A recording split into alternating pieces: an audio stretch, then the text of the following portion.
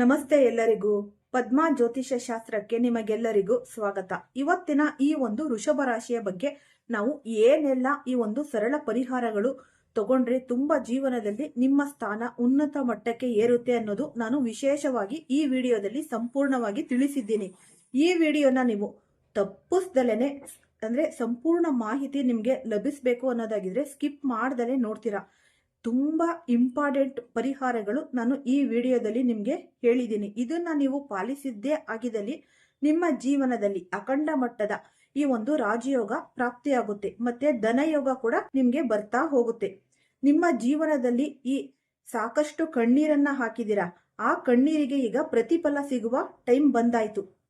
ಶುಭ ಫಲಗಳೇ ನೋಡುವ ದಿನಗಳು ಈಗ ಬರ್ತಾ ಇದೆ. ಈ ವಿಡಿಯೋ ಸ್ಕಿಪ್ ಮಾಡ್ದಲೇ ನೋಡಿ. ಮಹಾಕಾಲಪುರುಷನ ರಹಸ್ಯಗಳು ಮತ್ತು ಗ್ರಹಗಳ ಮಹಾಸಂಚಾರ. ಈ ಬ್ರಹ್ಮಾಂಡದ ಅನಂತ ಆಕಾಶದಲ್ಲಿ ಮಿನುಗುವ ನಕ್ಷತ್ರಗಳು ಕೇವಲ ಬೆಳಕಿನ ಬಿಂದುಗಳಲ್ಲ, ಅವು ನಮ್ಮ ಭೂಮಿಯ ಮೇಲಿರುವ ಪ್ರತಿಯೊಂದು ಜೀವಿಯ ಭವಿಷ್ಯವನ್ನು ಬರೆಯುವ ದೈವಿ ಸಂಕೇತಗಳು. ಯದ್ ಬ್ರಹ್ಮಾಂಡೆ ತದ್ ಪಿಂಡಾಂಡೆ. ಈ ಬ್ರಹ್ಮಾಂಡದಲ್ಲಿ ಏನು ನಡೆಯುತ್ತದೆಯೋ ಅದುವೇ ನಮ್ಮ ದೇಹ ಮತ್ತು ಮನಸ್ಸಿನಲ್ಲೂ ಈ ಪ್ರತಿಫಲಿಸುತ್ತೆ. ಆದರೆ ನಾವಿಂದು ಬರೀ ದಿನ ಭವಿಷ್ಯವನ್ನು ನೋಡಿ ಸುಮ್ಮನಾಗುತ್ತಿದ್ದೇವೆ. ಗ್ರಹಗಳ ನಿಜವಾದ ಶಕ್ತಿ, ಅವುಗಳ ಚಲನೆಯ ಹಿಂದೆ ಇರುವ ಒಂದು ಪುರಾಣ ಕಥೆಗಳು ಮತ್ತು ಆಧುನಿಕ ಜಗತ್ತಿಗೆ ಅವು ನೀಡುವ ಎಚ್ಚರಿಕೆಯ ಸಂದೇಶವೇನು? ಅದರಲ್ಲೂ ವಿಶೇಷವಾಗಿ ಕರ್ಮಫಲದಾತನಾದ ಶನಿದೇವನ ನೆರಳು ಮತ್ತು ದೇವಗುರು ಬೃಹಸ್ಪತಿಯ ಈ ಕೃಪಾಕಟಾಕ್ಷ ನಮ್ಮ ಜೀವನವನ್ನು ಹೇಗೆ ಸಂಪೂರ್ಣವಾಗಿ ಬದಲಾಯಿಸಬಲ್ಲದು? ಇಂದಿನ ಈ ಒಂದು ಮಹಾ ಸಂಚಿಕೆಯಲ್ಲಿ ಈ ಜ್ಯೋತಿಷ್ಯ ಶಾಸ್ತ್ರದ ಅತ್ಯಂತ ರಹಸ್ಯ ಪುಟಗಳನ್ನು ನಾವು ಬಿಚ್ಚಿಡೋಣ. ಈ ಕಾಲಪುರುಷ ಚಕ್ರ ಮತ್ತು ರಾಶಿ ಮಂಡಲದ ಒಂದು ಉಗಮ.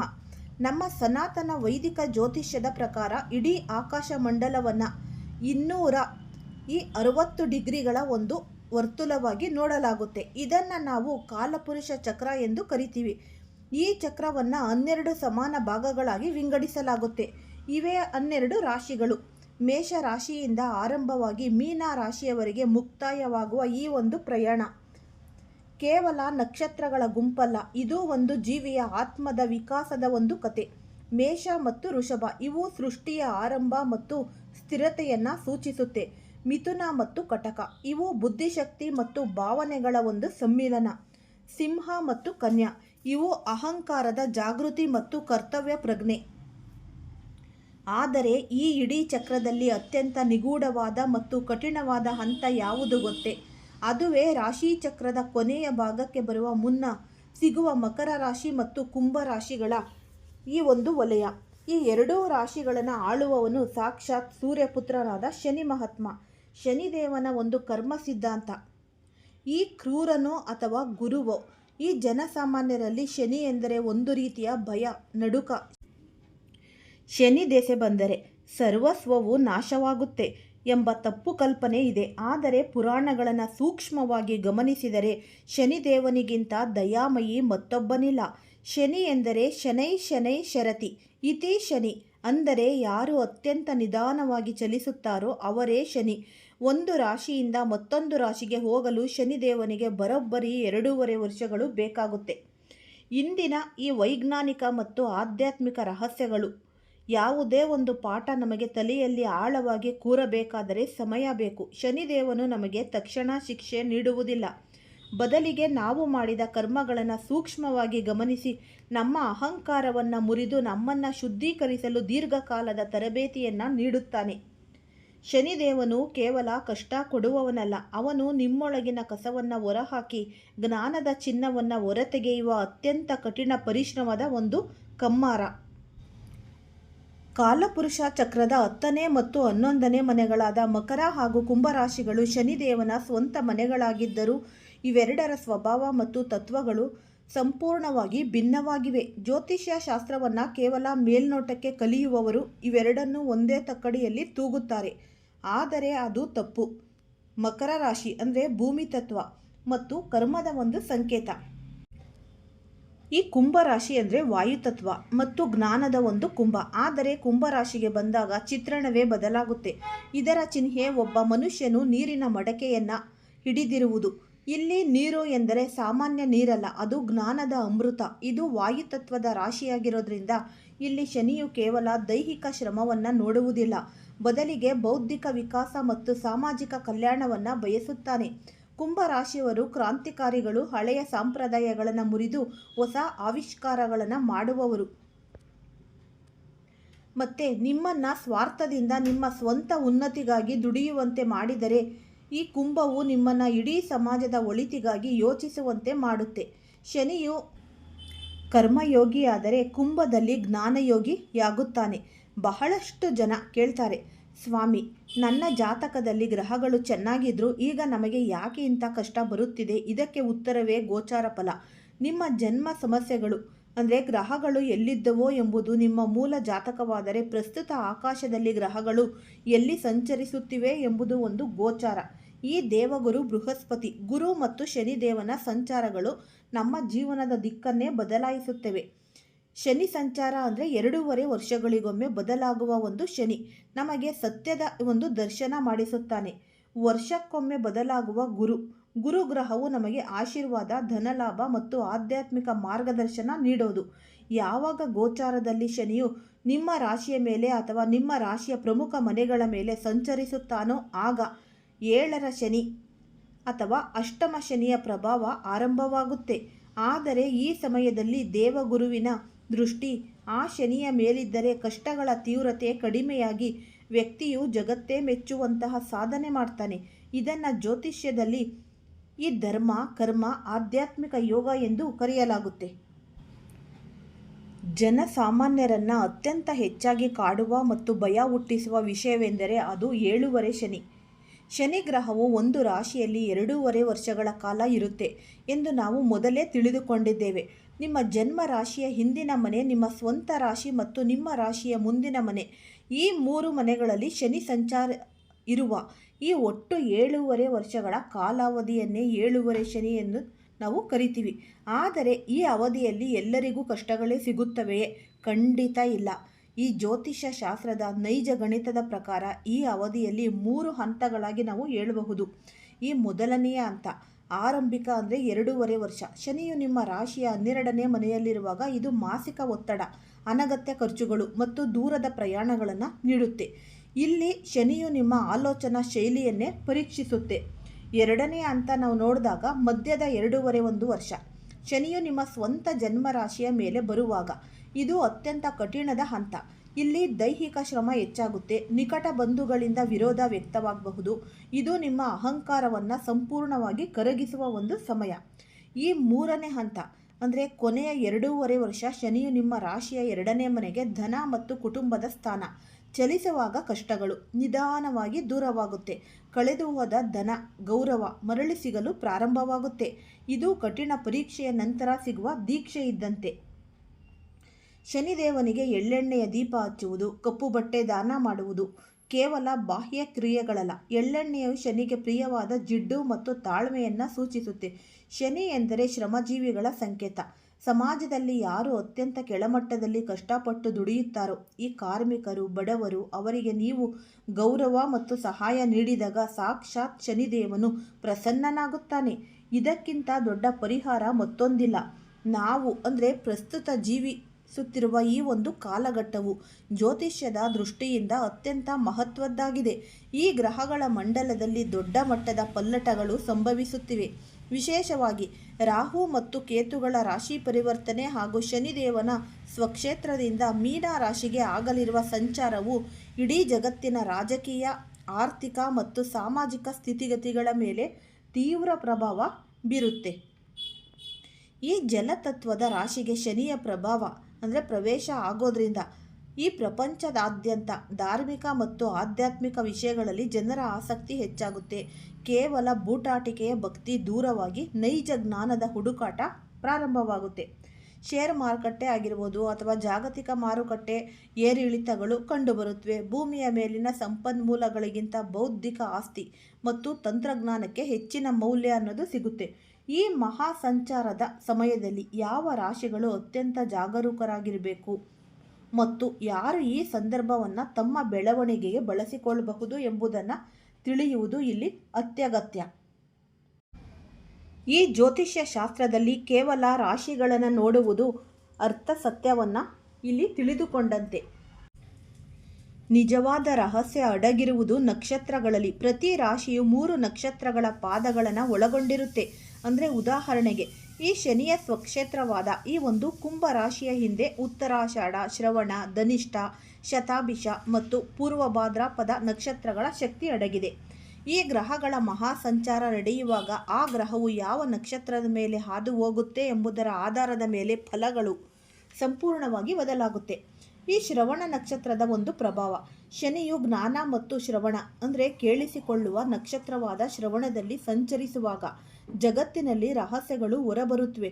ವಿದ್ಯಾರ್ಥಿಗಳಿಗೆ ಮತ್ತು ಸಂಶೋಧಕರಿಗೆ ಇದು ಒಂದು ಸುವರ್ಣ ಕಾಲ ಅಂತಲೇ ಅನ್ನಬಹುದು. ಶತಾಭಿಷ ನಕ್ಷತ್ರದ ಒಂದು ಪ್ರಭಾವ.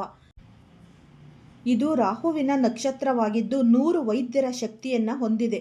ಶನಿ ಅಥವಾ ಗುರು ಈ ನಕ್ಷತ್ರಕ್ಕೆ ಬಂದಾಗ ವೈದ್ಯಕೀಯ ರಂಗದಲ್ಲಿ ಹೊಸ ಕ್ರಾಂತಿ, ದೀರ್ಘಕಾಲದ ಕಾಯಿಲೆಗಳಿಗೆ ಹೊಸ ಔಷಧಿಗಳ ಸಂಶೋಧನೆಯಾಗುತ್ತೆ.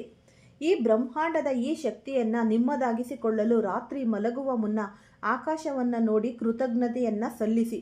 ನಿಮ್ಮ ಜನ್ಮ ನಕ್ಷತ್ರದ ದೇವತೆಯನ್ನು ಸ್ಮರಿಸುವುದರಿಂದ ಗೋಚಾರದ ಕೆಟ್ಟ ಪ್ರಭಾವಗಳು ತಾನಾಗಿಯೇ ಹತೋಟಿಗೆ ಬರುತ್ತೆ.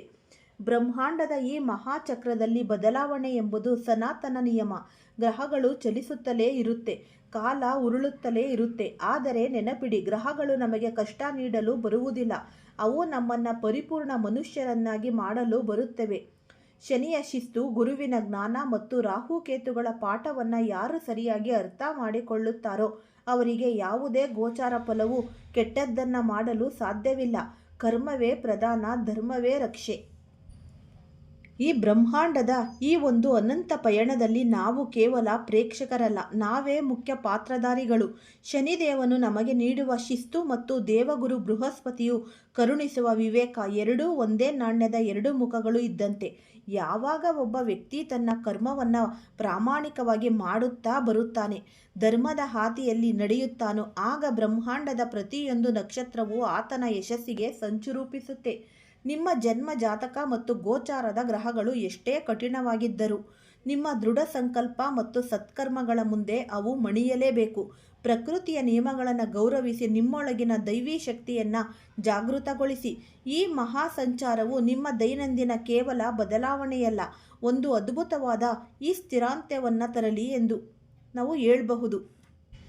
ನನ್ನ ಆತ್ಮೀಯ ವೃಷಭ ರಾಶಿಯವರೇ, ಎಂದಾದರೂ ನೀವು ನಿಶ್ಶಬ್ದ ರಾತ್ರಿಯ ಕತ್ತಲಿನಲ್ಲಿ ಏಕಾಂಗಿಯಾಗಿ ಕುಳಿತಾಗ ನಿಮ್ಮ ಮನಸ್ಸಿನ ಆಳದಲ್ಲಿ ಒಂದು ಮೌನ ಪ್ರಶ್ನೆ ಮೂಡಿದೆಯೇ? ನಾನಂತೂ ಯಾರಿಗೂ ಕೆಟ್ಟದ್ದನ್ನೇ ಬಯಸಿಲ್ಲಪ್ಪ. ನನ್ನ ಕರ್ತವ್ಯಗಳನ್ನು ಪ್ರಾಮಾಣಿಕವಾಗಿ ನಿರ್ವಹಿಸುತ್ತಿದ್ದೇನೆ. ಈ ಸಂಬಂಧಗಳಿಗೆ ನನ್ನ 100ಕ್ಕೆ 100ರಷ್ಟು ಶ್ರಮ ಮತ್ತು ಪ್ರೀತಿಯನ್ನು ಧಾರೆ ಎರೆದಿದ್ದೇನೆ. ಆದರೂ ನನ್ನ ಜೀವನದಲ್ಲಿ ಮಾತ್ರ ಏಕೆ ಈ ಒಂದು ನಿರಂತರ ಹೋರಾಟ ಅಂತ? ಯಶಸ್ಸಿನ ದಡ ತಲುಪುವುದು ಕೊನೆಯ ಕ್ಷಣದಲ್ಲಿಯೇ. ಅದೃಶ್ಯ ಅಲೆಯೊಂದು ಬಂದು ನನ್ನ ಎಲ್ಲ ಶ್ರಮವನ್ನು ಕೊಚ್ಚಿಕೊಂಡು ಹೋಗುತ್ತಿದೆಯಲ್ಲ ಏಕೆ ಎಂದು ಪ್ರಶ್ನೆ. ಕೇವಲ ಇದು ನಿಮಗೆ ಕಾಕತಾಳೀಯವಲ್ಲ. ನಿಮ್ಮ ಜೀವನ ಎಂಬ ಪ್ರಶಾಂತ ಸಾಗರದಲ್ಲಿ ಸದ್ಯ ಹೇಳುತ್ತಿರುವ ಭೀಕರ ಬಿರುಗಾಳಿಗಳ ಹಿಂದೆ ಬ್ರಹ್ಮಾಂಡದ ಅತ್ಯಂತ ದೊಡ್ಡ ರಹಸ್ಯವೊಂದು ಅಡಗಿದೆ. ಇದು ಕೇವಲ ಗ್ರಹಗಳ ದೈನಂದಿನ ಚಲನೆಯಲ್ಲ ಅಥವಾ ಸಾಮಾನ್ಯ ರಾಶಿ ಭವಿಷ್ಯವಲ್ಲ. ನ್ಯಾಯದ ಪರಮದೇವತೆ, ಕರ್ಮಗಳ ಲೆಕ್ಕಾಚಾರ ಇಡುವ ಮಹಾ ನ್ಯಾಯಾಧೀಶ ಶನಿದೇವರೇ ಸ್ವತಃ ನಿಮ್ಮ ಜೀವನದ ಲೆಕ್ಕಪತ್ರಗಳನ್ನು ಕೈಗೆತ್ತಿಕೊಂಡಿದ್ದಾರೆ. ನಿಮ್ಮ ಪ್ರಸ್ತುತ ಸ್ಥಿತಿಗೆ ಕೇವಲ ಈ ಜನ್ಮದ ತಪ್ಪುಗಳಲ್ಲ, ಬದಲಿಗೆ ನಿಮ್ಮ ಕಳೆದ 3 ಜನ್ಮಗಳ ಪ್ರಾರಬ್ಧ ಕರ್ಮಗಳೇ ನೇರ ಕಾರಣ. ವಿಶ್ವಾಸ ದ್ರೋಹ, ಅತಿಯಾದ ವ್ಯಾಮೋಹ ಮತ್ತು ಕಳೆದು ಹೋದ ಸ್ವಾಭಿಮಾನದ ಆಳವಾದ ಋಣವನ್ನು ತೀರಿಸಲು ಶನಿ ಮಹಾತ್ಮರು ನಿಮ್ಮ ಜೀವನದ ಈ ಪ್ರಶಾಂತ ನೀರಿಗೆ ಪ್ರವೇಶಿಸುತ್ತಿದ್ದಾರೆ. ಈ ರಹಸ್ಯದ ಆಳವನ್ನು ಅರಿಯದೆ ಜೀವನದಲ್ಲಿ ಯಾವುದೇ ಮಹತ್ವದ ಹೆಜ್ಜೆಯನ್ನು ಇಡಬೇಡಿ. ಆತ್ಮದ ಒಂದು ಪಯಣ ಯಾವುದು ತೀರ ಸುದೀರ್ಘವಾಗಿರುತ್ತೋ, ನಾವೆಲ್ಲರೂ ಭಾವಿಸುವಂತೆ ಕೇವಲ ನಿನ್ನೆ ಮಾಡಿದ ತಪ್ಪಿಗೆ ಇಂದು ಶಿಕ್ಷೆ ಸಿಗುತ್ತಿಲ್ಲ. ಆತ್ಮವು ಒಂದು ನಿರಂತರವಾಗಿ ಹರಿಯುವ ನದಿಯಂತೆ. ಅದು ಜನ್ಮ ಜನ್ಮಾಂತರಗಳ ಸಂಸ್ಕಾರಗಳನ್ನು, ತಪ್ಪುಗಳನ್ನು ಮತ್ತು ಪುಣ್ಯಗಳನ್ನು ತನ್ನ ಒಡಲಿನಲ್ಲಿ ಸಾಗಿಸುತ್ತಾ ಕೊನೆಗೆ ಈ ಕರ್ಮದ ಈ ಬೃಹತ್ ಸಾಗರವನ್ನು ಸೇರುತ್ತೆ. ಈ ವೃಷಭ ರಾಶಿಯ ಅಧಿಪತಿ ಸುಖ, ಸಮೃದ್ಧಿ, ಪ್ರೇಮ ಮತ್ತು ಸೌಂದರ್ಯದ ಕಾರಕನಾದ ಶುಕ್ರದೇವ. ಶುಕ್ರನು ಜಲತತ್ವಕ್ಕೆ ಸೇರಿದವನು. ಆದ್ದರಿಂದಲೇ ನಿಮ್ಮ ಭಾವನೆಗಳು ಮೇಲ್ನೋಟಕ್ಕೆ ಅತ್ಯಂತ ಶಾಂತವಾಗಿ ಕಂಡರೂ ಅದರಲ್ಲಿ ಆಳವಾದ ಅಸಂಖ್ಯಾತ ರಹಸ್ಯಗಳನ್ನು ಮತ್ತು ಈ ತಡೆಹಿಡಿದ ಬಿರುಗಾಳಿಗಳು ಅಡಗಿರುತ್ತವೆ. ನೀವು ಯಾರೊಂದಿಗೂ ಸುಲಭವಾಗಿ ಜಗಳಕ್ಕೆ ಇಳಿಯುವವರಲ್ಲ. ನಿಮ್ಮದೇ ಪ್ರಪಂಚದಲ್ಲಿ ನೆಮ್ಮದಿಯಿಂದ ಇರಲು ಬಯಸುವವರು. ಶನಿದೇವನು ವಾಯು ಮತ್ತು ಅಂಧಕಾರದ ಒಂದು ಸಂಕೇತ. ಈ ಜಲತತ್ವದ ಪ್ರಶಾಂತತೆಯ ಮೇಲೆ ಶನಿಯ ದೃಷ್ಟಿ ಬಿದ್ದಾಗ ಸಾಗರದ ಅಲೆಗಳು ನಿಯಂತ್ರಣ ತಪ್ಪಿ ಬೋರ್ಗರೆಯತೊಡಗುತ್ತೆ. ಇತ್ತೀಚಿನ ದಿನಗಳಲ್ಲಿ ನಿಮ್ಮ ಜೀವನದಲ್ಲಿ ಸ್ಥಿರತೆ ಇಲ್ಲದಿರುವುದನ್ನು ನೀವು ಗಮನಿಸಿರಬಹುದು. ಪ್ರಾಣಕ್ಕಿಂತ ಹೆಚ್ಚಾಗಿ ನಂಬಿದ ಸಂಬಂಧಗಳು ಕೈಯಿಂದ ಮರಳಿನಂತೆ ಜಾರಿ ಹೋಗುತ್ತೆ. ಈ ರಕ್ತ ಬೆವರು ಸುರಿಸಿ ಕಟ್ಟಿದ ವೃತ್ತಿ ಅಥವಾ ವ್ಯವಹಾರದಲ್ಲಿ ಯಾವುದೇ ತಪ್ಪಿಲ್ಲದಿದ್ದರೂ ನಿಮ್ಮನ್ನು ಹಿಂದಕ್ಕೆ ತಳ್ಳಲಾಗುತ್ತೆ. ಈ ಎಲ್ಲ ಅನಿರೀಕ್ಷಿತ ನೋವುಗಳು ಮತ್ತು ನಿಮ್ಮ ಬೆನ್ನಿಗೆ ಚೂರಿ ಹಾಕುವ ರಹಸ್ಯಗಳ ಶತ್ರುಗಳು ಎಲ್ಲಿಂದಲೋ ಬಂದವರಲ್ಲ. ನಿಮ್ಮ ಕಳೆದ 3 ಜನ್ಮಗಳ ಬಾಕಿ ಇರುವ ಲೆಕ್ಕವನ್ನು ಚುಕ್ತಾ ಮಾಡಲು ಬಂದಿರುವ ಆತ್ಮಗಳು. ಬ್ರಹ್ಮಾಂಡದ ನಿಯಮದಂತೆ ಯಾವುದೇ ಶಕ್ತಿ ಅಥವಾ ಕರ್ಮ ನಾಶವಾಗುವುದಿಲ್ಲ, ಅದು ರೂಪಾಂತರಗೊಳ್ಳುತ್ತೆ. ಈ ಹಳೆಯ ಅಪೂರ್ವ ವಾಗ್ದಾನಗಳು ಮತ್ತು ತೀರಿಸಿದ ಋಣಗಳೇ ಇಂದು ಆರ್ಥಿಕ ನಷ್ಟ, ಈ ದೈಹಿಕ ಅನಾರೋಗ್ಯ ಮತ್ತು ಮಾನಸಿಕ ಕಿರುಕುಳದ ರೂಪದಲ್ಲಿ ನಿಮ್ಮ ಮುಂದೆ ಬಂದು ನಿಲ್ಲುತ್ತೆ. ಶನಿದೇವರ ನ್ಯಾಯಾಲಯದಲ್ಲಿ ವೃಷಭ ರಾಶಿಯ ಜಾತಕದವರ ಹೆಸರಿನಲ್ಲಿ ತೆರೆದಿರುವ ಮೊದಲ ಪ್ರಮುಖ ಪುಟವೇ ಈ ವಿಶ್ವಾಸದ ಒಂದು ಋಣ. ನಿಮ್ಮ ಇಡೀ ಜೀವನದ ಚರಿತ್ರೆಯನ್ನು ಒಮ್ಮೆ ತಿರುವಿ ಹಾಕಿ ನೋಡಿ. ನೀವು ಯಾವಾಗಲೂ ಇತರರಿಗೆ ಆಪ್ತ ಬಾಂಧವನಂತೆ ಬಂದು ಭದ್ರವಾದ ದೋಣಿಯಂತೆ ನೆರವಾಗ್ತೀರಾ. ನಿಮ್ಮ ಆಪ್ತರು ಅಥವಾ ಸ್ನೇಹಿತರು ಕಷ್ಟದ ಸುಳಿಗೆ ಸಿಲುಕಿ ಮುಳುಗುತ್ತಿದ್ದಾಗ ನಿಮ್ಮ ಸ್ವಂತ ಹಿತಾಸಕ್ತಿಯನ್ನು ಲೆಕ್ಕಿಸದೆ ಅವರನ್ನು ದಡಕ್ಕೆ ಸೇರಿಸಿದ್ದೀರಿ. ನಿಮ್ಮ ಅಮೂಲ್ಯವಾದ ಒಂದು ಸಮಯ, ಕಷ್ಟಪಟ್ಟು ದುಡಿದ ಹಣ ಮತ್ತು ತನುಮನದ ಭಾವನೆಗಳನ್ನು ಅವರಿಗಾಗಿ ನೀರಿನಂತೆ ಧಾರೆ ಎರೆದಿದ್ದೀರಿ. ಆದರೆ ಪ್ರತಿಯಾಗಿ ನಿಮಗೆ ಸಿಕ್ಕಿದ್ದೇನು? ಆ ವ್ಯಕ್ತಿಗಳು ಸುರಕ್ಷಿತವಾಗಿ ದಡ ಸೇರಿದ ತಕ್ಷಣ ತಮ್ಮನ್ನು ಮುಳುಗಡೆಯಿಂದ ಪಾರು ಮಾಡಿದ ಅದೇ ದೋಣಿಗೆ ಕೊಡಲಿಯಿಂದ ಕೊಚ್ಚಿ ತೂತು ಮಾಡಿದ್ರಿ. ಈಗ ನಿಮ್ಮ 3 ಜನ್ಮಗಳ ಋಣದ ಭಾರವನ್ನು ಸಂಪೂರ್ಣವಾಗಿ ಇಳಿಸಿ ಶನಿದೇವರ ಕೃಪೆಗೆ ಪಾತ್ರರಾಗಲು ಬ್ರಹ್ಮಾಂಡದ ರಹಸ್ಯಗಳಲ್ಲಿ ಅಡಗಿರುವ ಆ ಅಮೋಘ ಮಹಾ ಪರಿಹಾರವನ್ನು ಬಹಿರಂಗಪಡಿಸುತ್ತಿದ್ದೇನೆ. ಇದು ಯಾವುದೇ ಸಾಮಾನ್ಯ ಪುಸ್ತಕಗಳಲ್ಲಿ ಸಿಗುವ ಪರಿಹಾರವಲ್ಲ. ನಿಮ್ಮ ರಾಶಿಯ ಅಧಿಪತಿ ಶುಕ್ರನಿಗೆ ಜಲತತ್ವದೊಂದಿಗೆ ನೇರ ಸಂಬಂಧವಿದೆ ಮತ್ತು ಶನಿದೇವನು ಕರ್ಮದ ದೇವತೆ. ಆದ್ದರಿಂದ ನಿಮ್ಮ ಈ ಮಹಾ ಉಪಾಯವೂ ಸಹ ಅತ್ಯಂತ ಪವಿತ್ರವಾದ ಜಲತತ್ವದೊಂದಿಗೆ ಬೆಸೆದುಕೊಂಡಿದೆ. ಮುಂಬರುವ ಯಾವುದೇ ಶನಿವಾರದ ದಿನ ಸೂರ್ಯಾಸ್ತದ ಸಮಯದಲ್ಲಿ ಸಂಜೆಯ ವೇಳೆ ಈ ಕಾರ್ಯವನ್ನು ಮಾಡಿ. ಮೊದಲು ಒಂದು ತಾಮ್ರದ ಅಥವಾ ಮಣ್ಣಿನ ಪಾತ್ರೆಯಲ್ಲಿ ಶುದ್ಧವಾದ ನೀರನ್ನು ತೆಗೆದುಕೊಳ್ಳಿ. ಆ ನೀರಿಗೆ ಶುಕ್ರನ ಕೆಲವು ಹನಿ ಹಸಿ ಹಾಲನ್ನು ಕಾಯಿಸಿದ ಹಾಲು ಮಿಶ್ರಣವನ್ನು ಮಾಡಿ.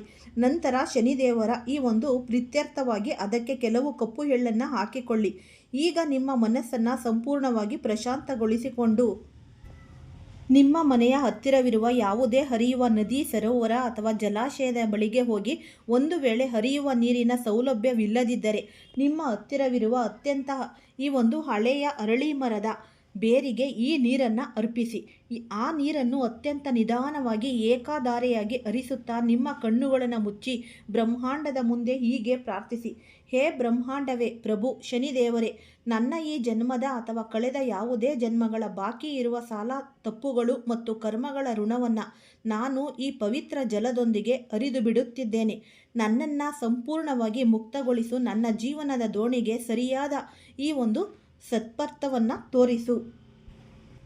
ಯಾವಾಗ ಆ ಪವಿತ್ರ ಜಲವು ಭೂಮಿ ಅಥವಾ ನದಿಯ ಒಡಲನ್ನು ಸೇರುತ್ತದೆಯೋ ಅದೇ ಕ್ಷಣದಲ್ಲಿ ನಿಮ್ಮ ಹೆಗಲ ಮೇಲಿದ್ದ 3 ಜನ್ಮಗಳ ಆ ಭೀಕರ ಕರ್ಮದ ಹೊರೆ ಶಾಶ್ವತವಾಗಿ ಕರಗಿ ಹೋಗುತ್ತೆ. ನಿಮ್ಮ ಜೀವನದ ಸಾಗರದಲ್ಲಿ ಏಳುತ್ತಿದ್ದ ಸುನಾಮಿಯಂತಹ ಕಷ್ಟಗಳು ಹಠಾತ್ತನೆ ನಿಂತು ಪ್ರಶಾಂತವಾದ ಸುವರ್ಣ ಈ ಒಂದು ಮುಂಜಾವಿನಂತೆ ಬದಲಾಗುತ್ತೆ.